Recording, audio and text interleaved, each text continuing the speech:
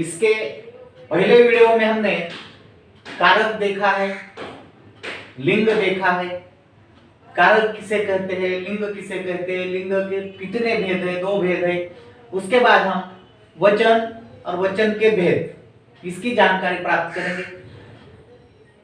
पहले कारक और लिंग पढ़ाया गया है क्योंकि उन दोनों का संबंध इसके साथ होता है, यानी कि वचन परिवर्तन करते समय किस प्रकार से कारक का संबंध आता है, किस प्रकार से लिंग का संबंध आता है, यह उसी के आधार पर वचन परिवर्तन हम किस प्रकार से कर सकते हैं, अब हम इस वीडियो में देखेंगे। सबसे पहले वचन किसे कहते हैं? संज्ञा के जिस रूप से उसकी या उसके एक होने का बोध होता है उसे हम एक वचन कहते हैं। दूसरा है बहुवचन। संज्ञा के जिस रूप से उसके एक से अधिक होने का बोध होता है उसे हम बहुवचन कहते हैं। यानी कि कोई भी चीज अगर एक है तो उसे एक वचन कहते हैं, और कोई चीज है एक से अधिक मात्रा में है तो उसे हम बहुवचन कहते हैं। इस प्रकार से एक वचन और बहुवचन ये वचन के 2 भेद है। अब कुछ शब्द ऐसे भी आते हैं, शुरुआत में हम उसके बारे में जानकारी लेंगे, उसके बाद वचन परिवर्तन देखेंगे कैसे होता है। कुछ शब्द ऐसे होते हैं, समझो उनके साथ अगर कारक लगाकर वो शब्द आ जाए तो उसमें लिंग परिवर्तन, वचन परिवर्तन अलग से होता है। उदाहरण देखेंगे हम, और उसके बाद आपको अकारांत से एकारांत, ईकारांत से याकारांत या याकारांत, इस प्रकार के शब्द किस प्रकार से परिवर्तन उनका किया जाता है। इसके बहुत सारे नियम हैं, व्याकरण की दृष्टि से बहुत सारे नियम है, उनका अध्ययन करते, लेकिन उतने नियमों को न देखते हुए हम आसान सी परिभाषा में आसानी से इससे समझ लेंगे कि इसका लिंग परिवर्तन किस प्रकार से होता है या किन शब्दों का लिंग परिवर्तन नहीं होता।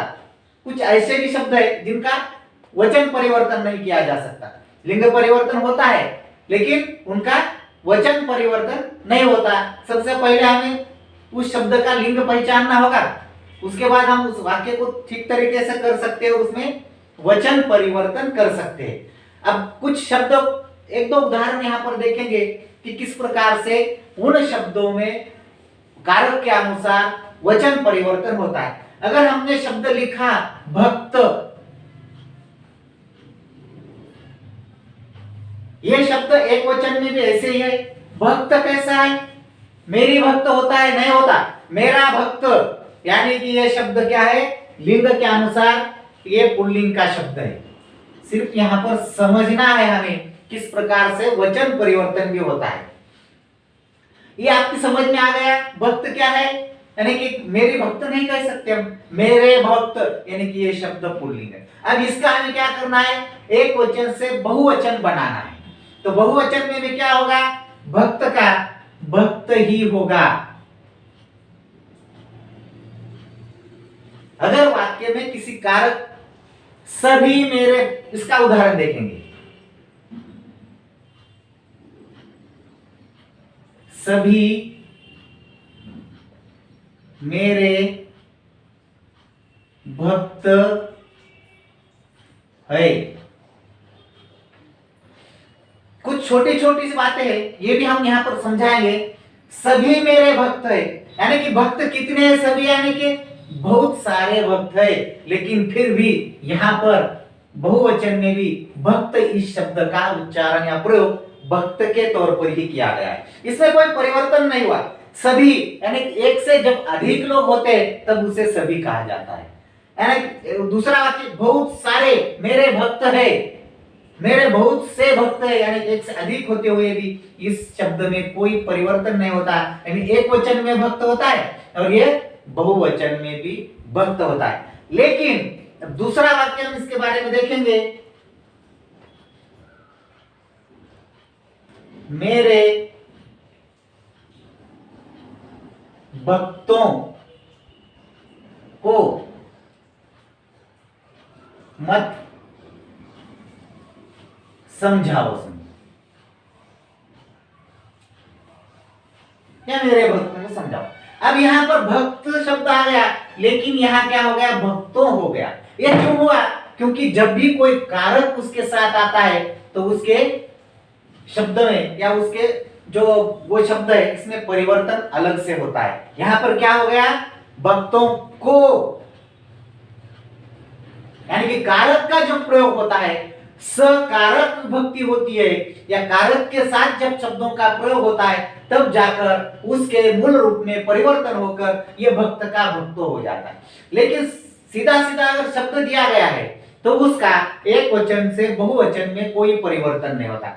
ऐसे कुछ शब्द यहाँ पर दिए जो एक वचन में भी वैसे ही रहते और बहुवचन में भी उनमें कोई परिवर्तन नहीं होता। लेकिन अगर उनके साथ कोई कारक जुड़ता है, कौन से कारक है, में, के, में, से, का, की, के, में, पर, ये जो कारक है ये अगर उनके साथ जुड़कर वाक्य में प्रयोग किया जाता है तो उनमें वचन परिवर्तन होता है, यानी कि भक्त का भक्तों को, इस प्रकार से। लेकिन यहाँ पर जो भक्त है इसके साथ किसी भी कारक का प्रयोग नहीं किया गया, इसलिए इसमें कोई परिवर्तन नहीं होगा। कुछ दूसरे वाक्य हम देखते हैं।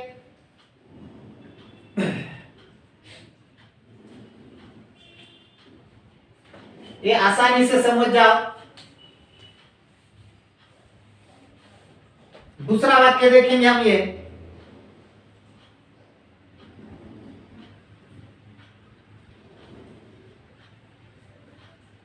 अध्यापक,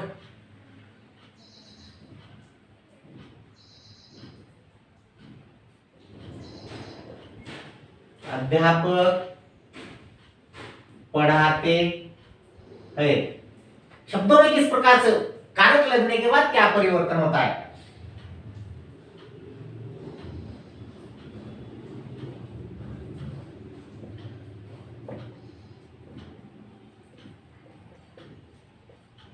यहां पर अध्यापक पढ़ाते हैं, इस शब्द में कोई परिवर्तन नहीं हुआ।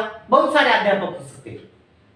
उसी प्रकार से शिक्षक, बहुत सारे शिक्षक होते, शिक्षक पढ़ाते हैं, शिक्षकों पढ़ाते, बहुत सारे शिक्षक पढ़ाने वाले, कोई एक नहीं है, इसलिए एक वचन और बहुवचन में अध्यापक ही रहेगा। लेकिन जब उनका कारक के अनुसार प्रयोग हुआ तो उसे अध्यापकों, अध्यापक, अध्यापके, ये ऐसे नहीं होगा, अध्यापकों ने पढ़ाया। इस प्रकार से कुछ शब्दों में परिवर्तन कब होता है, शिक्षक, शिक्षिका, उसके बाद शिक्षिकाओं ने, या शिक्षिकाएं के बाद शिक्षिकाओं ने। इस प्रकार से उन शब्दों में परिवर्तन कारक के अनुसार होता है, और जिन शब्दों में कारक के अनुसार परिवर्तन होता है ऐसे बहुत से शब्द एक वचन और बहुवचन में एक जैसे ही होते हैं। अभी कुछ शब्द होते हैं, समझो, कमरा, ये आकारांत है। कारांत किसे कहते हैं, जैसे ये शब्द है कमरा, इसके साथ एक स्वर जुड़ा होता है, ये हो गया र व्यंजन प्लस आ, ये हो गया स्वर, इसलिए इसे कहा जाता है आकारांत।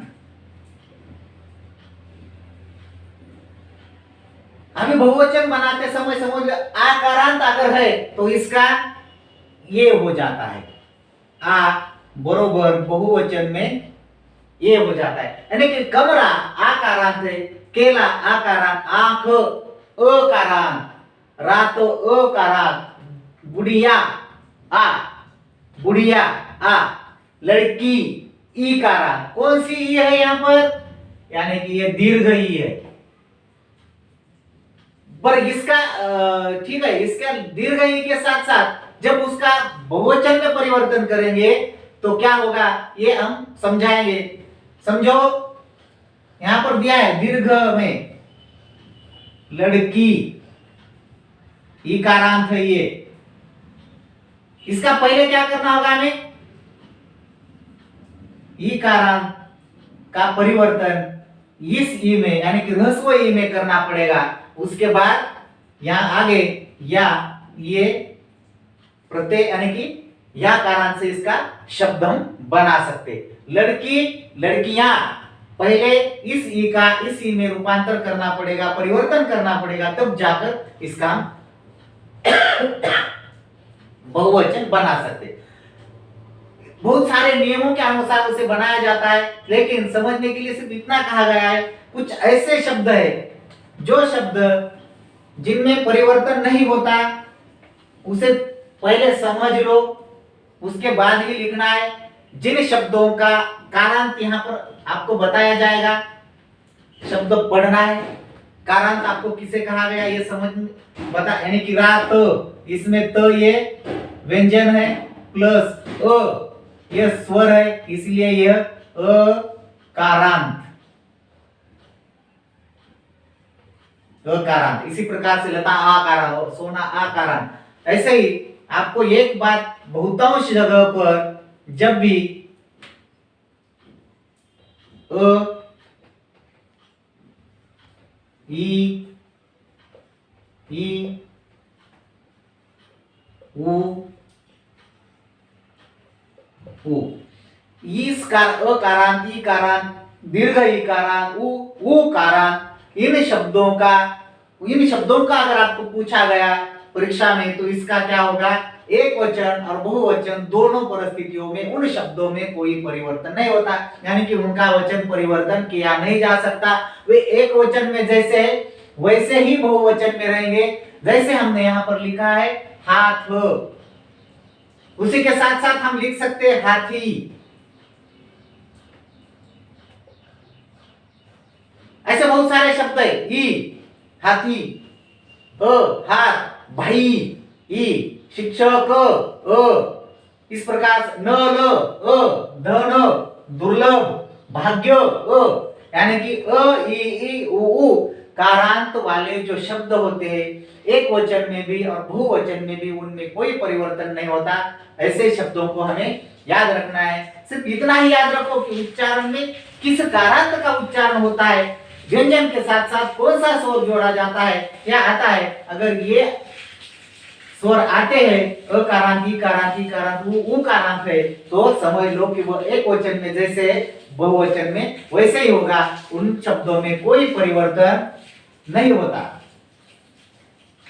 अब हमें 10वीं कक्षा तक की पढ़ाई के लिए जितना आवश्यक है यहाँ पर हम समझाने की, इससे बहुत सारे नियम है जिनको समझना बहुत आपके लिए परेशानी का होगा। इसकी कोई आवश्यकता भी है नहीं। जो 10वीं के आगे जाकर हिंदी का अध्ययन करना चाहते हैं वह उनके लिए विस्तृत जानकारी आगे है।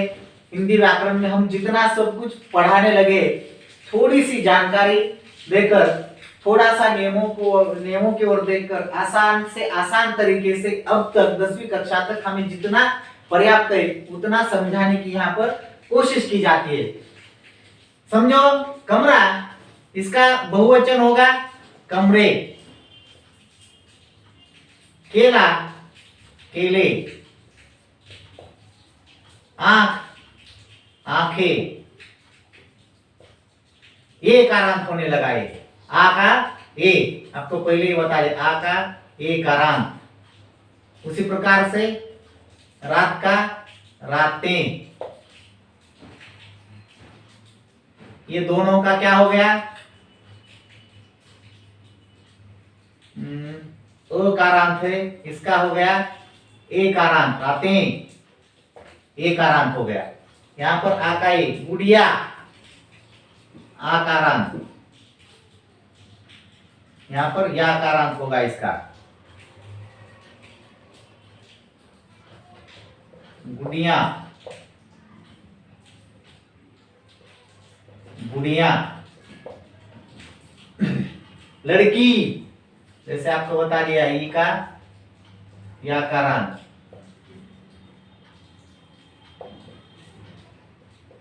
लड़कियां, टोपी,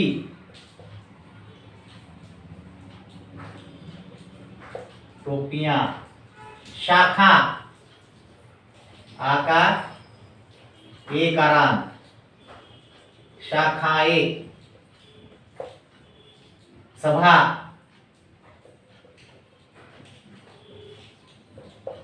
सभाएं, सभाओं में भी, यानी कि जैसे में, ये देखो कारक लगता है, सभाओं में, हम बहुत सी सभाओं में गए, इसका कारक के अनुसार ये शब्द भी होता है।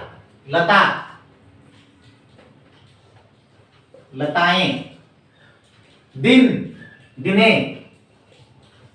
नहीं होगा, दिन का दिन ही होगा, इसमें कोई परिवर्तन नहीं होता। अकारांत आपको पहले, फूल, फूल का फूल ही रहेगा, हाथ का हाथ ही होगा, भाई भाई, मेरे 4 भाई है,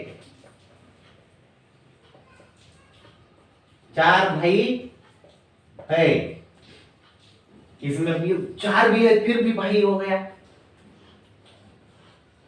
मेरे भाइयों ने मेरा साथ दिया। यहां पर ने आ गया ये कारक, इसीलिए भाई का भाइयों ने हो गया। इस बात को हमेशा याद रखना, वाक्य पर जब बनाया जाता है उस वक्त जब वो सकारक विभक्ति होता है तो उन शब्दों का इस तरह से वचन परिवर्तन होता है। लेकिन जिनका वाक्यों में प्रयोग नहीं होता या उनके साथ कोई कारक प्रयुक्त नहीं होता या विभक्ति चिन्ह कारक का कोई प्रयुक्त नहीं होता, तब इसमें कोई परिवर्तन नहीं होता। शिक्षक शिक्षक, सोना सोना, इसमें कोई परिवर्तन नहीं होगा। गुरु का गुरु, साधु साधु, भालू भालू, नल नल, भाग्य भाग्य, दुर्लभ दुर्लभ, धन धन, क्रोध क्रोध, पाप पाप, प्रजा का प्रजा, इनमें बहुवचन में कोई परिवर्तन नहीं होता।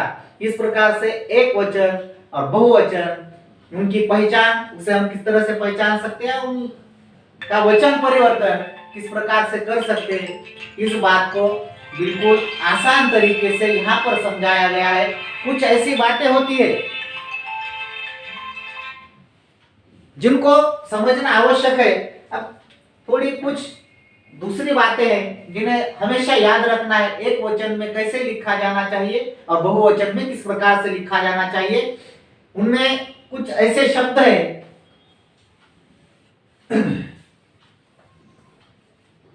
जैसे समझो,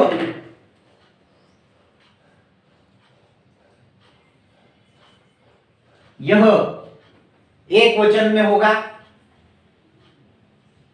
वह एक वचन में होगा, इसका बहुवचन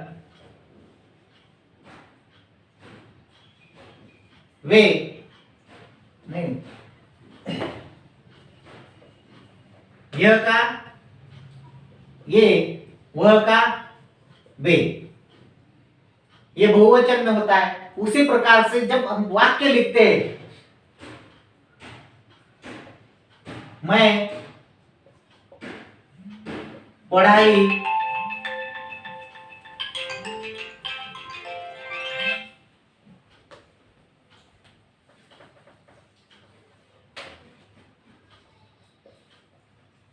मैंने खाना खाया है, ये एक वचन में है।